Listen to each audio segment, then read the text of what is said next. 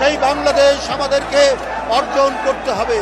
এখনো মানুষ আতঙ্ক থাকে, এখনো মব সংস্কৃতি বিস্তার লাভ করেছে। এই যে ডাকসু নির্বাচন, এই ডাকসু নির্বাচনে মনোনয়ন ফর্ম যাতে ছাত্রদল কিনতে না পারে, এই কারণে সেখানে মব তৈরি করে বাধা দেওয়া হচ্ছে। আজকে ডক্টর ইউনূস সাহেবের সরকার ক্ষমতায় থাকতে এই পরিস্থিতি কেন হবে? কেন হবে মহল্লায় মহল্লায়? কেন হবে গ্রামে গ্রামে, জেলায় জেলায়? আজকে আইন বহির্ভূতভাবে সেখানে মব সংস্কৃতি তৈরি হবে। সেখানে উশৃঙ্খল জনতা তারা কেন নিজের হাতে আইন তুলে নেবে? কারণ আজকে আইন প্রয়োগ ঠিক মতো হচ্ছে। এই কারণেই বেআইনি কর্মকাণ্ড আজকে হচ্ছে। সংখ্যালঘুদের জীবনও বিপন্ন হয়েছে। রংপুরের তারাগঞ্জে 2 জন এই মব সংস্কৃতির শিকার হয়েছে।